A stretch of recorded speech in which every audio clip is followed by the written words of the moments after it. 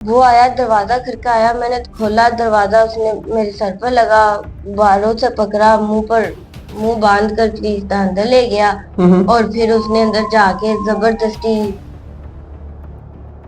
लड़कियों से ज्यादती का केस अब माशरे में बहुत आम हो गया है। रिश्तेदार वो भी फोन करके कहता है, चाचे भी कहते हैं कि सुलह कर लो, नहीं तो यही जरा ना ਤੁਹਾਡੇ ਪੈਰਾਂ पेश आवांगे कि कदा मरेगा। अच्छा, उन मेडिकल आ गया है? मेडिकल हले नहीं आया। और मैडम जी तो बेशी वो कहती 6 महीने बाद आएगा, जल्दी तो जल्दी भी साल भी लग सकता।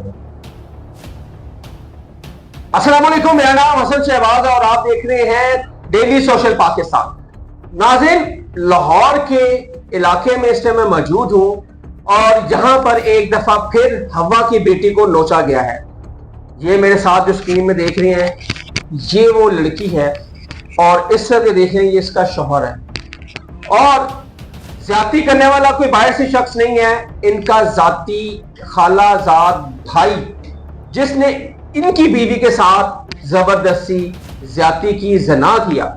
आए इनकी जुबानी पूछते हैं, ये सारा वाकया कैसे हुआ, आगे तफ्तीश कहां तक चली है, क्यों नहीं ये गिरफ्तार हुआ, ये सारा तक आप पूछेंगे। वीडियो के साथ एंड तक जुड़े रहिएगा। अस्सलाम वालेकुम जी। अच्छा, जरा बताएं ये सारा वाकया कैसे पेश हुआ, कौन वो शख्स है, क्या वो चाहता था आपसे? वो ये चाहता था, वो आया, दरवाजा खड़काया, मैंने खोला दरवाजा, उसने मेरे सर पर लगा, बालों से पकड़ा, मुंह बांध कर प्लीज अंदर ले गया।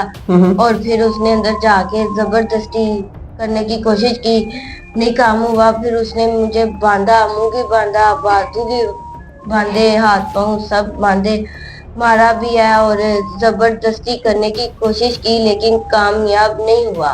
अच्छा, वो ये पहली दफा वो आया तो आप घर में अकेली थी?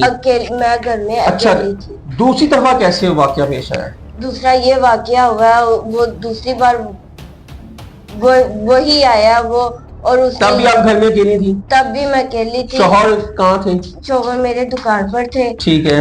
और उसने तब भी यही वाकया किया था, अब भी यही वाकया है। उसने मुझे मारा भी था और जबरदस्ती भी किया, मार के जबरदस्ती करके चला गया। और फिर मुझे ये कहने लगा कि पहले तो मैं बच गया था, अब तो भी बच जाऊंगा।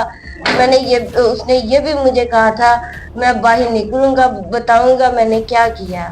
मुंह पर हाथ फेर के कहा कि, अच्छा, मुंह पर हाथ फेर के कहा कि पहले तो कुछ भी नहीं मैंने किया था, अब तो मैं कुछ करके ही जाऊंगा। क्या वजह है, क्या आप समझती हैं क्यों ऐसा वो कर रहा है? कोई जाती रंजिश है, कोई मामलात है, क्या है मामलात आपके साथ उसके?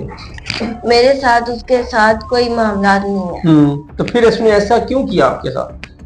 पता नहीं उसने क्या कुछ तो कहा होगा ना, कुछ तो बात होगी, बताया होगा आपको। उसने यही बताया था, बस छोटी सी बात, मेरा थोड़ा सा काम कर दो। मैंने कहा मैंने नहीं करना है। क्या काम? जबरदस्ती कहता मेरे साथ कुछ काम करो। अच्छा, वो गलत काम?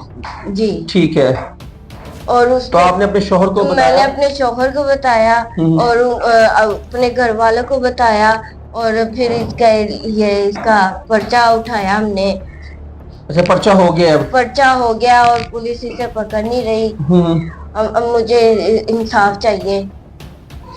नाज़रीन, ये खातून इस टाइम घबराई हुई हैं। जाहिर बात है, जो इज्जतदार होती हैं वो जितना बड़ा सानिया हो गया तो वो अपने शौक से कैसे बाहर निकलेंगी, उस सदमे से भी बाहर नहीं निकल रही कि मेरे साथ इतना बड़ा वाकया हो गया, मैं क्या करूं। उनके शौहर मेरे साथ मौजूद है और ये उनके कजन भी हैं जो मुलजिम है। इनका चाचाजाद भाई है जिसने ये वाकया किया इनकी बीवी के साथ। आए इनसे पूछते हैं सारा। अस्सलाम वालेकुम। वालेकुम सलाम।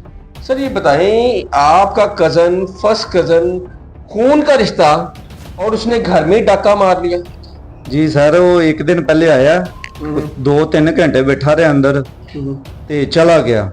फिर अगले दिन आया, कोई घंटा बैठा रहा, चला गया। मेरी नाल दी ने मैंने फोन किया कि ऐसा मियाँ जी, ये कल भी आया सी और अज भी आया। अच्छा। बह के चला गया ते इहदियां हरकतां ना मैनूं सही नहीं लगदियां पईयां ते तुसीं जरा इन्हां नूं मना करो। मैं कहा मेरी गल सुन, मैं ते हुन्ना दुकान ते, मैं रात नूं 12 वजे घर आना, सौ जाना आंदे आ ते सवेरे फिर 6 वजे दुकान ते चला जाना। ते तू अम्मी नूं कह, अम्मी जरा ना उधर जांदे ने ते उन्हां समझांदे ने। ਇਹ ਆਏ अम्मी गए हम पट्ठे लैन, अम्मी आए ने अम्मी नूं दस्सिया, अम्मी आ गल है ते ਉਹ ਕੱਲ भी आया सी और अज भी आया सी। ਅੰਮੀ ਕਹਿੰਦੀ ਉਹ ਰਿਸ਼ਤੇਦਾਰੀ ਹੈ, ਮੈਂ ਕਿਵੇਂ ਮੂੰਹ ਭਰ ਕੇ ਜਾ ਕੇ ਉਹਨਾਂ ਨੂੰ ਕਵਾਂ ਸਾਡੇ ਘਰ ਨਾ ਆਓ। ਨਹੀਂ ਨਹੀਂ ਕਹਿ ਸਕਦੇ ਹੋ, ਇੱਕ ਜਵਾਨ ਬੱਚਾ ਹੈ, ਇੱਕ ਜਵਾਨ ਕੁੜੀ ਘਰ ਹੈ, ਤਾਂ ਉਹਦਾ ਕੀ ਮਕਸਦ ਹੈ ਘਰ ਆਉਣ ਦਾ? ਮਾਂ ਜੀ ਕਹਿੰਦੇ ਮੈਂ ਨਹੀਂ ਕਹਿ ਸਕਦੀ ਮੂੰਹ ਭਰ ਕੇ ਰਿਸ਼ਤੇਦਾਰੀ ਹੈ, ਮੈਂ ਨਹੀਂ ਕਹਿ ਸਕਦੀ। ਮਾਂ ਜੀ ਰਾਣੇ ਇਹਦੀ ਗੱਲ ਗੌਰ ਨਹੀਂ ਕੀਤਾ ਕਿ ਉਧਰ ਜਾ ਕੇ ਰਿਸ਼ਤੇਦਾਰਾਂ ਨੂੰ ਨਹੀਂ ਦੱਸਿਆ। ਅਗਲਾ ਦਿਨ ਲੰਘਿਆ, ਠੀਕ ਹੈ, ਉਹ ਨਹੀਂ ਆਇਆ। ਉਸ ਤੋਂ ਅਗਲੇ ਦਿਨ ਜਿੱਦਾਂ ਪਹਿਲੀ ਤਰੀਕ ਹੈ, ਪਹਿਲਾ ਮਹੀਨਾ ਆਇਆ, ਹੋਰ ਅਸੀਂ ਨੂੰ ਮਨਾ ਕੀਤਾ ਹੈ ਕੋਈ ਵੀ ਆਵੇ ਤਾਂ ਦਰਵਾਜ਼ਾ ਨਹੀਂ ਖੋਲਣਾ। ਉਹ ਦਰਵਾਜ਼ਾ ਬੜੀ ਜ਼ੋਰ ਦੀ ਖੜਕਾਉਂਦਾ ਰਿਹਾ, ਐ ਭਾਬੀ ਦਰਵਾਜ਼ਾ ਖੋਲ, ਭਾਬੀ ਦਰਵਾਜ਼ਾ ਖੋਲ। ਕਹਿੰਦੀ ਮੈਂ ਨਹੀਂ ਖੋਲਣਾ, ਅੰਮੀ ਘਰ ਨਹੀਂ ਹੈ, ਜਦੋਂ ਆਣਗੇ ਤੇ ਤੂੰ ਆ ਜਾਈਂ। ਭਾਬੀ ਗੱਲ ਤੇ ਸੁਣੋ, ਮੈਂ ਤੁਹਾਡੇ ਵਾਸਤੇ ਚੌਲ ਲਿਆਇਆ, ਚੌਲ ਲੈ ਲਓ। ਇਹਨੇ ਮਾੜਾ ਜਿਹਾ ਇਸ ਤਰ੍ਹਾਂ ਦਰਵਾਜ਼ਾ ਖੋਲਿਆ ਮੈਂ ਨਾਲ ਦੀ ਨੇ, ਔਰ ਉਹਨੇ ਧੱਕਾ ਮਾਰਿਆ, ਯਕਦਮ ਉਹਦੇ ਸਿਰ ਤੇ ਦਰਵਾਜ਼ਾ ਲੱਗਾ।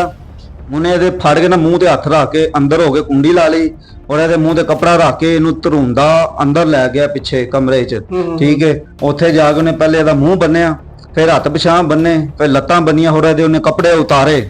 ਜ਼ਿਆਦਤੀ ਕਰਨ ਕਾਮਯਾਬ ਨਹੀਂ ਹੋਇਆ, ਇਹਨੇ ਆਪਣੀ ਜਾਨ ਬਚਾਈ। ਉਹਨੇ ਮੇਰੇ ਕਜ਼ਨ ਇਹਨੂੰ ਧੱਕਾ ਮਾਰਿਆ, ਬੰਨ ਕੇ ਖਲੋਤੀ ਨੂੰ ਮੰਜੀ ਤੇ, ਇਹ ਡਿੱਗੀ ਏ, ਇਹਦੇ ਪਾਵਾ ਲੱਕ ਤੇ ਵੱਜਾ, ਔਰ ਉਹਨੇ ਕੁਝ ਜ਼ਿਆਦਤੀ ਕਰਨ ਦੀ ਕੋਸ਼ਿਸ਼ ਕੀਤੀ ਹੈ, ਪਰ ਉਹ ਨਾਕਾਮ ਹੋ ਗਿਆ। ਅੱਲਾਹ ਪਾਕ ਨੇ ਇੱਜ਼ਤ ਬਚਾਈ। ਤੋ ਇਹ ਬੰਨ ਕੇ ਉੱਥੇ ਸੁੱਟ ਕੇ ਉਹਨੂੰ ਚਲਾ ਗਿਆ। ਫਿਰ ਬਾਹਰ ਜਾਂਦਿਆਂ ਦਰਵਾਜ਼ੇ ਦੇ ਵਿੱਚ ਨਾ ਸੋਟੀ ਲਾ ਗਿਆ ਸੀ। ਮਹੱਲੇ ਦਾ ਘਰ ਨਾ ਮਿਲਾ ਸੀ ਨਾਲ ਲਿਆਂ, ਹੋਰ ਉਹ ਬੱਚੇ ਆਏ ਨੇ ਇਹਨੂੰ ਬੁਲਾਉਣ ਵਾਸਤੇ ਕਿ ਬਾਜੀ ਆ ਕੇ ਨਾ ਮਿਲਾ ਦੇ ਤੇ ਪੜਨਾ ਜੇ। ਉਹ ਬੱਚਿਆਂ ਨੇ ਜਿਵੇਂ ਦਰਵਾਜ਼ਾ ਖੋਲਿਆ ਨਾ, ਇਹ ਸਾਹਮਣੇ ਹਾਲ ਦੇ ਵਿੱਚ ਰੇੜਦੀ ਬਾਹਰ ਆ ਗਈ ਸੀ ਕਮਰੇ ਚੋਂ, ਠੀਕ ਹੈ। ਉਹਨਾਂ ਮਹੱਲੇਦਾਰਾਂ ਨੇ ਬੱਚੇ ਵਾਪਸ ਨੱਸ ਗਏ। ਉਹਨਾਂ ਨੇ ਘਰ ਜਾ ਕੇ ਦੱਸਿਆ ਕਿ ਉਹ ਇਸ ਤਰ੍ਹਾਂ ਵੱਜੀ ਹੋਈ ਹੈ, ਜ਼ਮੀਨ ਤੇ ਪਈ ਹੈ, ਉਹਦਾ ਬੁਰਾ ਹਾਲ ਹੈ। ਉਧਰੋਂ ਮਹੱਲੇਦਾਰ ਸਾਰੇ ਨੱਸੇ। ਉਹਨਾਂ ਨੇ ਆਣ ਕੇ ਫਿਰ ਇਹਦੀ ਮੂੰਹ ਖੋਲਿਆ, ਇਹਦੇ ਹੱਥ ਪੈਰ ਖੋਲੇ, ਹੋਰ ਇਹਦੀ ਜਾਨ ਬਚਾਈ। ਇਹਨੂੰ ਪਾਣੀ ਪਿਲਾਇਆ, ਥੋੜਾ ਦਬਾਇਆ, ਇਹਨੂੰ ਥੋੜੀ ਹੋਸ਼ ਆਈ। ਫਿਰ ਮੈਨੂੰ ਇਹਨਾਂ ਨੂੰ ਕਾਲ ਕੀਤੀ ਹੈ। ਮੈਨੂੰ ਕੋਈ 2-3 ਘੰਟੇ ਬਾਅਦ ਜਾ ਕੇ ਕਾਲ ਮਿਲੀ ਹੈ। ਮੈਂ ਕਿਹਾ ਦੂਸਰੀ ਦਫਾ ਕੀ ਵਜ੍ਹਾ ਹੋਈ? ਦੂਸਰੀ ਦਫਾ ਫਿਰ ਜਦੋਂ ਪਹਿਲੇ ਵਕੂਆ ਆਇਆ ਨਾ, ਉੱਤੇ ਦਰਖਾਸਤ ਦਿੱਤੀ ਤੇ ਉਹਦੇ ਵਿੱਚ ਰਿਸ਼ਤੇਦਾਰ ਪੈ ਲੈ ਕੇ ਸੁਲ੍ਹਾ ਹੋ ਗਈ, ਠੀਕ ਹੈ। ਦੂਸਰੀ ਦਫਾ ਫਿਰ ਉਹਨੇ 14 ਤਰੀਕ ਨੂੰ ਵਕੂਆ ਕੀਤਾ, ਪਹਿਲਾ ਮਹੀਨਾ 14 ਤਰੀਕ 2026। ਫਿਰ ਇਹੀ ਕੋਸ਼ਿਸ਼ ਕੀਤੀ ਉਹਨੇ, ਫਿਰ ਉਹ ਕਾਮਯਾਬ ਹੋ ਗਿਆ। ਉਹਨੇ ਮੂੰਹ ਬੰਨਿਆ, ਆਦੇ ਹੱਥ ਬੰਨੇ, ਔਰ ਪਹਿਲੇ ਜਿਹੜਾ ਨਾਲ ਦਾ ਕਮਰਾ ਨਾ ਫ੍ਰਿਜ ਵਾਲਾ, ਉਧਰ ਉਹਨੇ ਇਹਨੂੰ ਬੰਨਿਆ। ਪੇਟੀ ਦੇ ਵਿੱਚੋਂ ਨਾ ਪਰਦਾ ਲੈਣ ਗਈ, ਉੱਥੇ ਉਹ ਲੁਕਿਆ ਹੋਇਆ ਸੀ। ਇਹ ਪੇਟੀ ਚੋਂ ਪਰਦਾ ਜਿਵੇਂ ਕੱਢਣ ਦੀ, ਉਹਨੇ ਇਹਨੂੰ ਪਿੱਛੋਂ ਮੂੰਹ ਤੋਂ ਪਹਿਲੇ ਬੰਨ ਲਿੱਤਾ, ਫਿਰ ਹੱਥ ਬੰਨੇ, ਇਹਨੂੰ ਧਰੂੰਦਾ ਉਧਰੋਂ ਨਾਲ ਦੇ ਕਮਰੇ 'ਚ ਲਿਆਇਆ। ਔਰ ਇਹਦੇ ਸੱਟਾਂ ਵੀ ਲੱਗੀਆਂ ਹੋਈਆਂ, ਲੱਕ ਦੇ ਸਾਰਾ ਛਿੱਲਿਆ ਗਿਆ ਸੀ। ਔਰ ਨਾਲ ਦੇ ਕਮਰੇ ਲਿਆ ਕੇ ਨੇ ਬੰਨ ਕੇ ਇਹਦੇ ਫਿਰ ਹੱਥ ਪੈਰ ਮੂੰਹ ਅੱਗੇ ਬੰਨਿਆ ਸੀ, ਔਰ ਇਹਦੇ ਨਾਲ ਜ਼ਿਆਦਤੀ ਕੀਤੀ ਕੱਪੜੇ ਉਤਾਰ ਕੇ। ਅੱਛਾ, ਹੁਣ ਤੁਸੀਂ FIR ਕਰਾਤੀ ਹੈ? ਜੀ ਕਰਾਈ ਹੈ। ਠੀਕ ਹੈ, ਉਹਨੇ ਜ਼ਮਾਨਤਾਂ ਤੇ ਜ਼ਮਾਨਤ, ਬੁਰੀ ਜ਼ਮਾਨਤ ਉਹਨੇ ਕਰਾਈ ਸੀ। ਜ਼ਮਾਨਤ ਉਹਦੀ 13 ਤਰੀਕ ਦੀ ਖਾਰਜ ਹੋ ਗਈ ਹੈ। ਪੁਲਿਸ ਨੇ ਮੁਜਰਮ ਨਹੀਂ ਫੜਿਆ ਹਾਲੇ ਤੱਕ। ਜਿਹੜੀ ਤਬੀਸ਼ੀ ਮੈਡਮ ਹੈ ਰਾਬਿਆ ਸ਼ਫੀ, ਉਹਨੇ ਇਹ ਕਿਹਾ ਵੇ ਉਹਨੇ ਬੇਲ ਆਪਣੀ ਵਾਪਸ ਲੈ ਲਈ ਹੈ। ਹਾਂਜੀ। ਅੱਛਾ, ਹੁਣ ਮੈਡੀਕਲ ਆ ਗਿਆ? ਮੈਡੀਕਲ ਹਲੇ ਨਹੀਂ ਆਇਆ। ਮੈਡੀਕਲ ਹਲੇ ਨਹੀਂ ਆਇਆ। ਉਹ ਮੈਡਮ ਜਿਹੜੀ ਹੈ ਤਬੀਸ਼ੀ, ਉਹ ਕਹਿੰਦੀ 6 ਮਹੀਨਿਆਂ ਬਾਅਦ ਆਏਗਾ, ਜਲਦੀ ਤੋਂ ਜਲਦੀ ਵੀ ਸਾਲ ਵੀ ਲੱਗ ਸਕਦਾ। ਅੱਛਾ, ਮੈਨੂੰ ਇਹ ਦੱਸੋ ਕਿ ਉਹ ਗੱਲ ਹੈ ਕਿ ਉਹ ਸ਼ਾਦੀशुदा है या नहीं है? शादीशुदा नहीं, वो वेला लफंडे है। साल 2 साल हो गए ने, वो अपने मां प्यो की भी नहीं गल मानदा, वो वेला ही फिरदा। कोई धमकियां आ रही ने?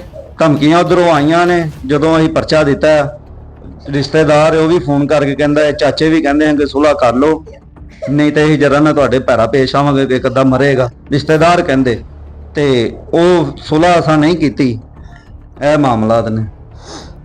नाज़रीन, आप देख सकते हैं कि बढ़ता और जराइम और लड़कियों से ज्यादती का केस अब माशरे में बहुत आम हो गया है। इसके खिलाफ कोई मजबूत कानून बनाया जाए। कानून तो बहुत ज़्यादा मजबूत है, लेकिन इम्प्लीमेंट बहुत कम होता है। हमने अक्सर इस केसों में देखा है कि बहुत सारे लोग इसमें से बरी हो जाते हैं, एविडेंस ना होने से या कोई आपस में कॉम्प्रोमाइज करने से ये बरी भी होते हैं। लेकिन ऐसे केस भी हमने सामने आए हैं कि लड़की ने लड़की के ऊपर झूठा इल्जाम भी लगा दिया। ये भी केस हमारे सामने आए हैं, फिर वो लड़की गिल्टी साबित हुई है। लेकिन यहाँ पर आप देख सकते हैं FIR भी चल रही है। ये जो खातून है ये बोल नहीं सकती। अगर क्यों इसके साथ ऐसा वाकया पेश आया, शायद इस अपनी 7 नस्लों तक ये नाम भूले, क्योंकि बात ही नहीं कर सकी। और इसको अभी शौक इतना है कि मेरे साथ हो क्या गया है, लेकिन अभी तक वो शख्स गिरफ्तार नहीं हुआ। मेरे फिरोजवाला से गुजारिश है कि खुदारा इस शख्स को गिरफ्तार किया जाए, इससे तफ्तीश की जाए और इसके बयान जो लिए हैं, जो मेडिकल रिपोर्ट है, चले वो तो टाइम लगेगा, जब वो आएगी तो सबका दूध का दूध और पानी का पानी हो जाएगा। लेकिन उस शख्स को जो घिनौना इसने काम किया है उसकी सजा तो उसको मिलनी चाहिए। हसन शहबाज से कमेंट सेक्शन आपकी अपनी राय का इजहार जरूर कीजिएगा। तब तक के लिए अल्लाह हाफिज।